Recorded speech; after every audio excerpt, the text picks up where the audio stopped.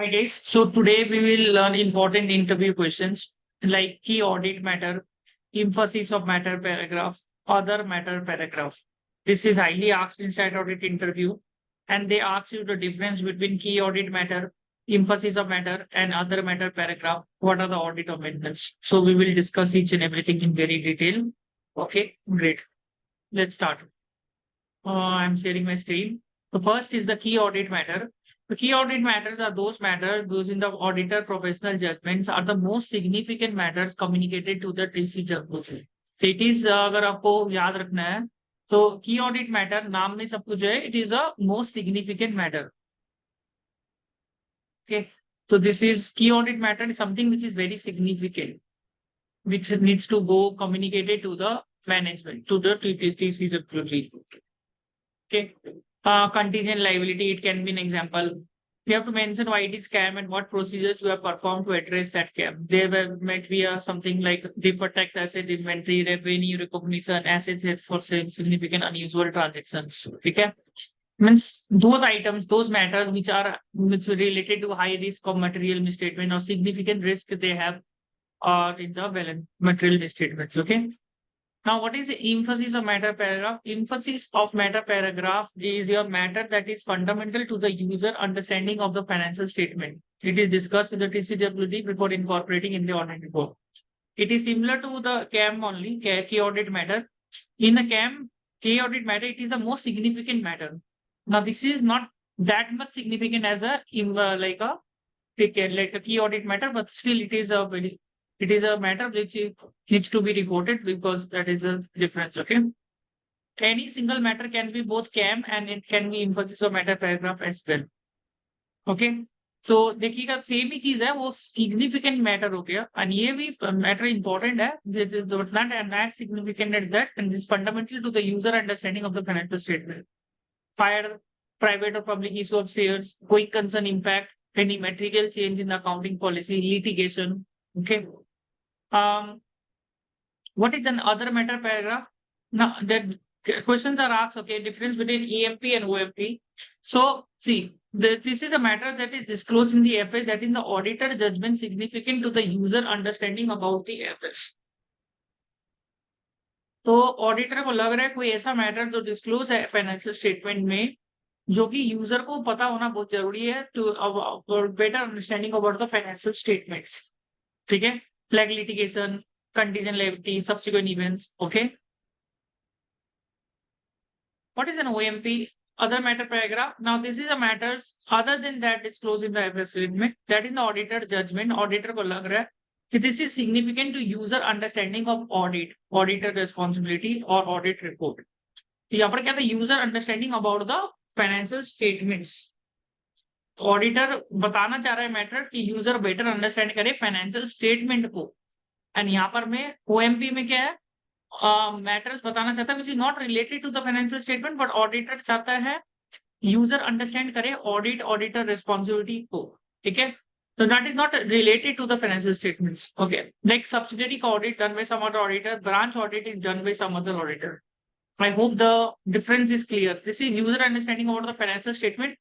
And this is user understanding of the audit matter that is not disclosed in the financial statement.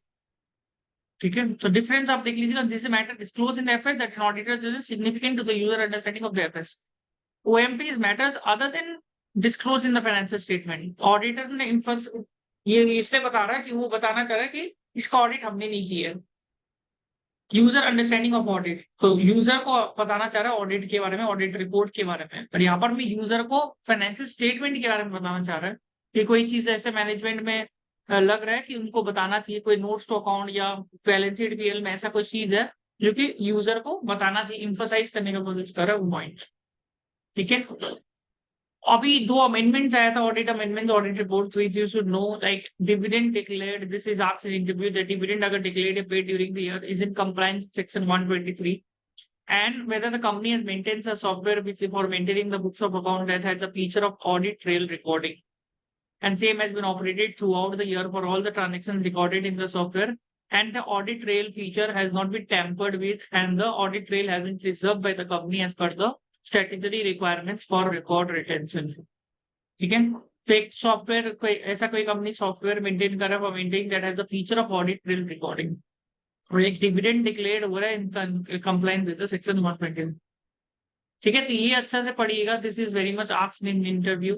Apart from that we also cover CARO and schedule 3 as well. तो CARO amendments ये सब बहुत ज्यादा पूछा जाता है internal audit में, तो कारो का आप अच्छा से पढ़ लीजिएगा 2020 में क्या अमेंडमेंट्स है। कारो में 2020 में 20 क्लॉज होगा, कारो 16 में 16 क्लॉज है। तो you should be knowing this things, okay. मैंने एक शॉर्ट फॉर्म बनाया है, इंटरनल ऑडिट CAGR। तो इंटरनल ऑडिट, तो फॉर एग्जांपल इंटरनल ऑडिट को लेके एक पॉइंट है कारो में अमेंडमेंट है कि पहले अभी internal audit commensurate with the nature and size of business है कि नहीं है। So that has to be mentioned whether the company has an internal audit appropriate to the nature size of business.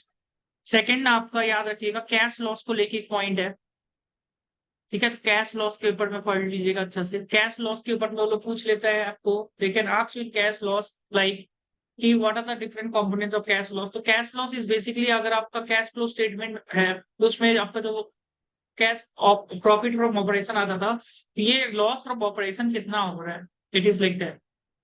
फिर CSR का एक point है, तो CSR का भी ongoing 30 days other than ongoing 6 months of the end of the financial year. तो अगर CSR है तो CSR का पेमेंट हुआ है कि नहीं हुआ है, अगर नहीं हुआ है तो उसका डिस्क्लोजर जाएगा। CSR को लेके एक पॉइंट है, कैश लॉस को लेके है adverse remarks, okay. If there is an adverse remarks in the subsidiary company तो उसका reporting will also be in the parent company as well, ठीक है। तो इससे आपको याद रहेगा निमोनिक से गोइंग कंसर्न मेटेरियलिटी अनसर्टेनिटी। अगर कुछ अगर गोइंग कंसर्न में कोई इम्पैक्ट है, लाइक अगर इज नॉट एबल टू पे the repay the current liabilities जो भी है विद इन 12 मंथ्स, अगर उसका पेमेंट करता है तो वो भी कारो रिपोर्टिंग में जाएगा। And then resignation of previous auditor, तो अगर रिजाइन किया प्रीवियस ऑडिटर तो उसका रीजन न्यू ऑडिटर पूछने का पूछेगा, ठीक है। Unspent amount of CSR in relation to ongoing and other than ongoing projects, ये आपको पता होना चाहिए। तो इसका कोई भी वो होगा वो जमा होना पड़ेगा आपका CSR फंड में। तो ये पॉइंट अच्छा से पढ़ लीजिएगा relating to CARO amendment, this is asked in interview very well. तो ये शॉर्टकट से याद रहेगा आपको, internal audit, cash loss, CSR, adverse remark, material uncertainty, resignation of previous auditor.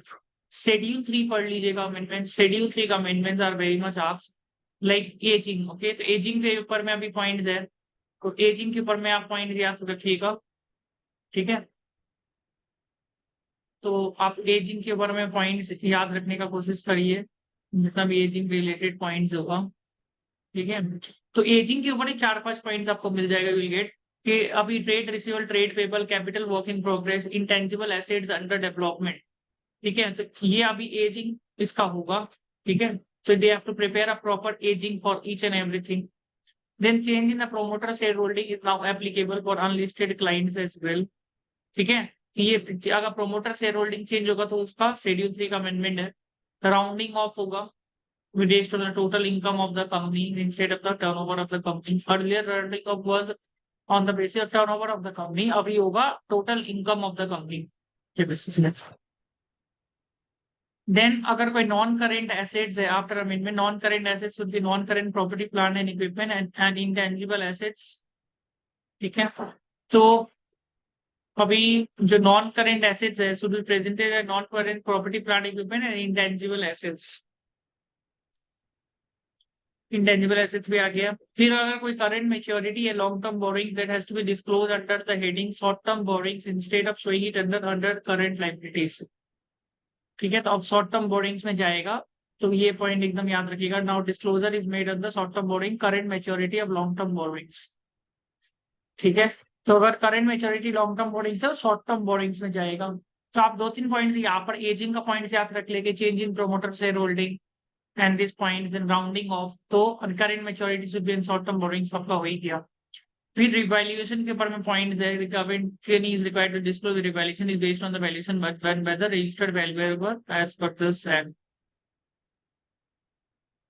then relationship with respect to relation transaction with stock of companies, अगर कोई company stock of हो गया फ्रॉम द रजिस्टर्ड वो भी डिस्क्लोज जाएगा। कोई अगर आप ट्रांजेक्शन आपका स्टॉक ऑफ कंपनीज के साथ हुआ है, परचेज सेल वगैरह, तो उसका भी आपका शेड्यूल 3 में डिस्क्लोजर जाता है, ठीक है। Then security deposit earlier it was long term loans and advances, now it is under non current assets, other non current assets. तो ये पॉइंट्स एकदम अच्छा से याद रख लीजिएगा, कारो, schedule 3 and audit report. you can expect a lot of questions from here. And I hope अगर कोई doubt होगा, you can reach out to us in this case. Thank you.